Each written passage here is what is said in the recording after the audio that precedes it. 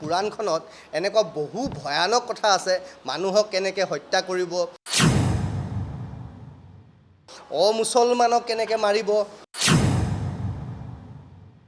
ইছলামেই যে একমাত্ৰ ধৰ্ম, সূৰা ৩ আয়াত ১৯ত স্পষ্টকৈ দিছে, বিশ্বত একমাত্ৰ ধৰ্ম ইছলাম, তাৰ বাহিৰে পৃথিৱীত কোনো ধৰ্ম নাই, বাকী ধৰ্মৰ মানুহক মাৰি পেলাব লাগে, কাটি পেলাব লাগে।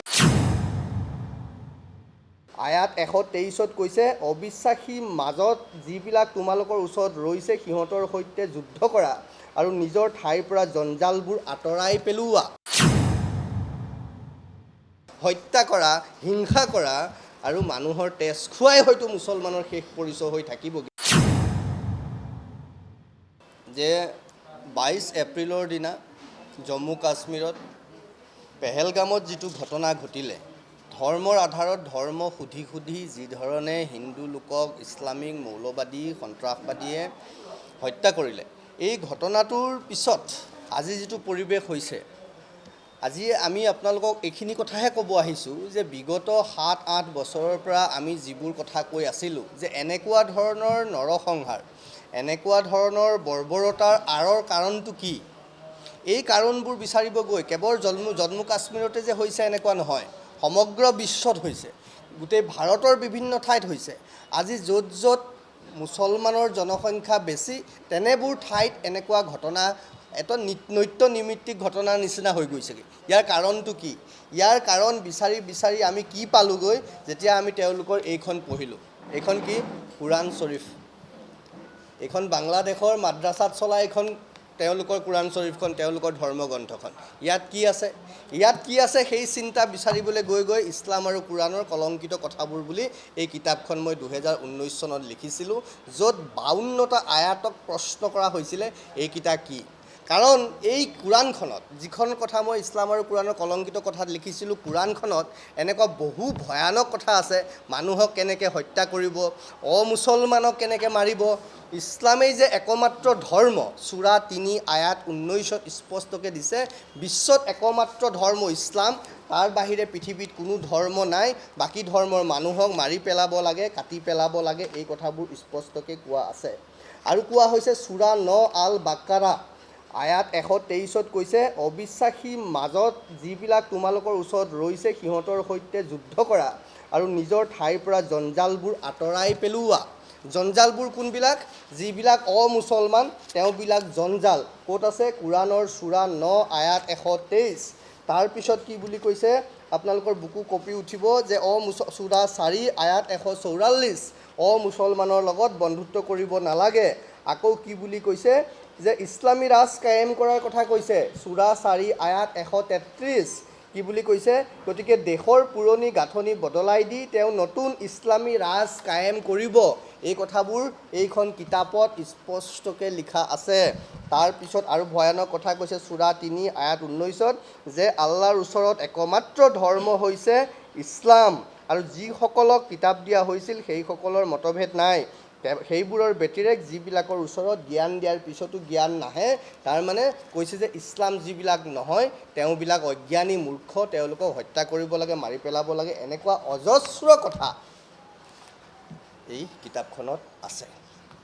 কিন্তু মোৰ আজি ক'বলগীয়া কথা এইটোহে যে ইমানখিনি লিখা পঢ়াৰ পিছত শেহতীয়াকৈ একাংশ মুছলমান, যোগ্য মুছলমান পণ্ডিতে, যোগ্য মুছলমান সমাজে এইটো কথা ক'ব খুজিছে যে এই কোৰাণবিলাক হেনো ভুল, এই কোৰাণবিলাক হেনো শুদ্ধ নহয়, এই কোৰাণবিলাক যিবোৰ কোৰাণ আপুনি আজি বজাৰত পাইছে, এইবিলাক বোলে কোনোবা মৌলানা মুফতিয়ে ভুল ব্যাখ্যা কৰিছে। সেই কথা বাৰম্বাৰ আলোচনা কৰিছে। অন্যৰ নাম নল'লেও ল'ব লাগিব, লখিমপুৰৰ এজন আজহাৰী, আল আজহাৰ বিশ্ববিদ্যালয়ৰ পৰা পঢ়ি অহা মুস্তাফা কামাল আজহাৰীয়ে কথাবোৰ বাৰে বাৰে কৈছে যে বজাৰত উপলব্ধ বা মোৰ হাতত থকা কোৰাণখনো হয়তো ভুল। যদি ভুল হয় কোৰাণখন, তেতিয়াহ'লে ভুল কোৰাণখন মাদ্ৰাছাত পঢ়াই থকা কিয় হৈছে?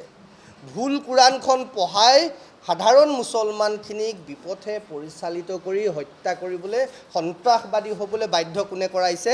সেইখিনিও কিন্তু মৌলানা মুফতি, সেইখিনিও ইছলাম ধৰ্মৰ কোনোবা ধৰ্মগুৰুৱেই। এতিয়া আমি কি বিচাৰিছোঁ? আমি বিচাৰিছোঁ যে কোৰাণৰ বিশুদ্ধতা প্ৰমাণ হওক। সঁচা কোৰাণ কি? ৰাজহুৱা কৰক। অসমত জমিয়ত উলেমা আছে, আৰু কিবা কিবি আছে, দেওবন্দী আছে, আমুকত আছে, তামুকত আছে, যত যিমান মুছলমান সংগঠন আছে, যত যিমান মুছলমান ধৰ্মীয় সংগঠন আছে, তেওঁলোকলৈ মই ৭২ ঘণ্টা সময় দিছোঁ কুটুম্ব সুৰক্ষা পৰিষদৰ ফালৰ পৰা। তেওঁলোকে কোৰাণৰ বিশুদ্ধতা প্ৰমাণ কৰক। আচলতে কোৰাণ কি?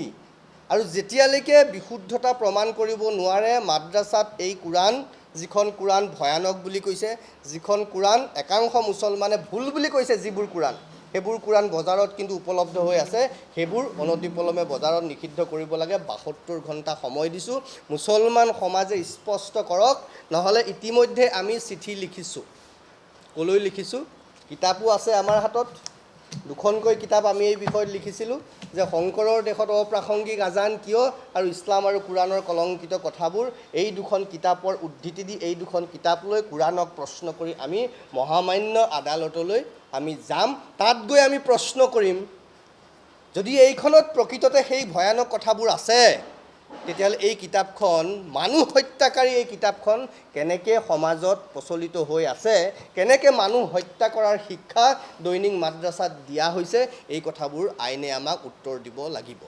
কি দিয়ে নিদিয়ে আইনে আদালতে আমি নাজানো, কিন্তু আমি সোমবাৰে ৭২, আজিৰ পৰা ৭২ ঘণ্টা দিছোঁ, সোমবাৰে বা মঙলবাৰে আমি মহামান্য আদালতত এই কিতাপ জমা দি, কোৰাণৰ কপি জমা দি আমি তেওঁলোকক এই প্ৰশ্ন কৰিম, ইয়াৰ বিশুদ্ধতা প্ৰমাণ কৰি দিব লাগিব।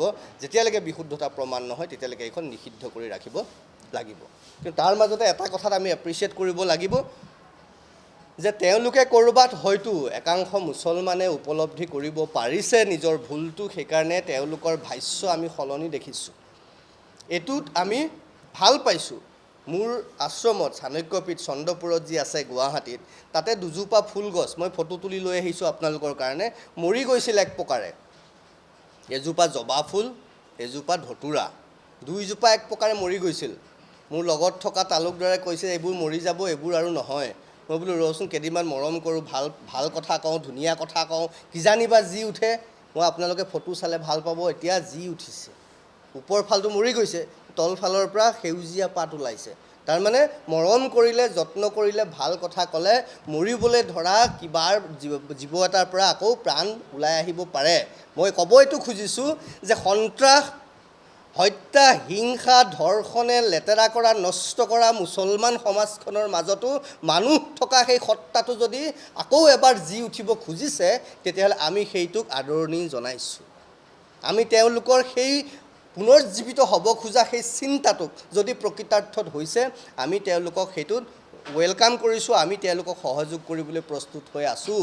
কিন্তু কথাটো হ'ল যে তেওঁলোকে তেওঁলোকৰ এই ধৰ্মগ্ৰন্থখনৰ বিশুদ্ধতা প্ৰমাণ কৰিব লাগিব। এইটো তেওঁলোকৰ আগত আমি প্ৰত্যাহ্বান ৰাখিছোঁ ৭২ ঘণ্টাৰ কাৰণে। যদি ৭২ ঘণ্টাৰ ভিতৰত তেওঁলোকে এই বিষয়ত নিজৰ স্থিতি স্পষ্ট নকৰে, ৰাজহুৱাভাৱে কৰিব লাগিব, মোক ব্যক্তিগতভাৱে কৰিলে নহ'ব। যদি নকৰে, তেতিয়াহ'লে সোমবাৰ মঙলবাৰে ৭২ ঘণ্টাৰ পিছত আমি মহামান্য আদালতৰ ওচৰলৈ কোৰাণখন লৈ যাম। কি হয় নাজানো, আদালতে কি ক'ব মই ক'ব নোৱাৰোঁ, কিন্তু কোৰাণখন কিন্তু কাঠগড়াত উঠিব, সেইটো নিশ্চিত জানিব।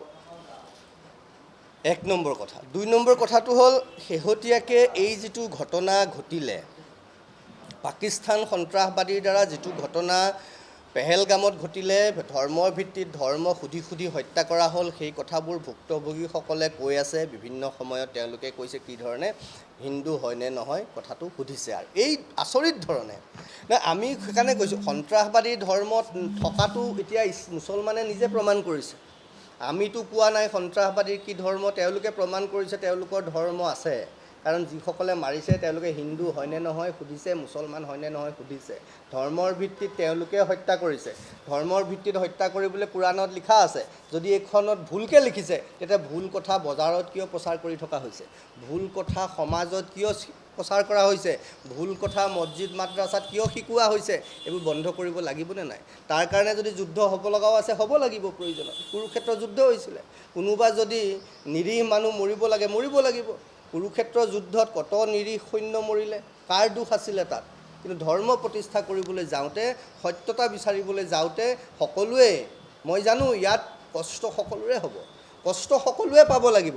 আমি ক'তো সংঘাত কামনা কৰা মানুহ আমি নহয়, কিন্তু যেতিয়া স্পষ্ট আছে এই কথাবোৰ মুকলি কিয় নকৰে মুছলমান সমাজে আহি কওক এজন মুছলমান পণ্ডিতে কয় 10জন মুছলমান পণ্ডিতে কৈছে এইবোৰ মিছা কথা আমি কৈছোঁ গোটেই হিংসা হত্যা সন্ত্ৰাসবাদবোৰ মানৱ বিৰোধী হৈছে সকলোৱে কৈছে কিন্তু তেওঁলোকে কৈছে নহয় তেওঁলোক ইছলাম এক ছেকেণ্ড ৰ'ব তেওঁলোক ইছলামৰ সপক্ষে হৈছে তেওঁলোক ইছলামৰ সপক্ষে হৈছে কাৰণ ইছলামত সেইবোৰ হালাল বুলি কৈছে জন্নত পাব সেইবোৰ কৰিলে মানুহক হত্যা কৰিলে অমুছলমানক মাৰিলে সেইবোৰ কথা ইয়াত লিখা আছে মইতো কোৱা নাই মোৰ প্ৰশ্ন হ'ল এই কথাখিনি যদি আছে এইখন শুদ্ধ কেনেকৈ হ'ল আৰু মুছলমান পণ্ডিতে কৈছে এইখন ভুল কোৰাণ তে শুদ্ধ কোৰাণ কোনখন আমি সেইটো বিচাৰিছোঁ এই কোৰাণৰ বিশুদ্ধতা প্ৰমাণ কৰিব মুছলমানেহে লাগিব তেওঁলোকে সন্ত্ৰাসবাদী ধৰ্ম নাই বুলি কৈ গা হাৰিলেইতো নহ'ব আমিও বিচৰা নাই নহয় এতিয়া তেওঁলোকৰ গাত বোকা লাগিলে অকণমান বোকা লাগিলে গোটেই গাটোত গোটেই সৰ্বশৰীৰটোত বোকা লাগিলে তাৰপিছত যদি তেওঁলোকে কাপোৰযোৰ নসলায় বা কাপোৰযোৰ নোধোৱে তাৰপিছতো যদি তেওঁলোকে নিজকে সত্য শুদ্ধ ধুনীয়া বুলি প্ৰতিষ্ঠা কৰিব খোজে তেতিয়াহ'লে তেওঁলোকৰ আহি থকা প্ৰজন্মই তেওঁলোকক হাঁহিব যোগ্য প্ৰজন্ম যদি তেওঁলোকৰ মাজত হয় নতুবা হত্যা কৰা হিংসা কৰা আৰু মানুহৰ তেজ খুৱাই হয়তো মুছলমানৰ শেষ পৰিচয় হৈ থাকিবগৈ এই কথাটো কিন্তু আমি বিচৰা নাই আমি সেইকাৰণে কৈছোঁ যে মোৰ আশ্ৰমত মৰিবলৈ ধৰা দুজোপা ফুলগছ যিধৰণে জি উঠিছে তেনেকৈ আমি বিচাৰোঁ লেতেৰা হোৱা হত্যা হিংসা ধৰ্ষণ আততায়ী বিভিন্ন কথাৰে লেতেৰা হোৱা নষ্ট হোৱা ইছলাম ধৰ্মটো পুনৰ উজ্জীৱিত হৈ উঠক মানুহ হৈ উঠক অসুৰ আততায়ীৰ পৰা তেওঁলোক আগবাঢ়ি আহি এটা পৰ্যায়লৈকে আহক সেইটো কিন্তু আমি কামনা কৰোঁ যিকোনো খবৰৰ বাবে যোগাযোগ কৰক 7099017330 লগতে 7099017110 নম্বৰত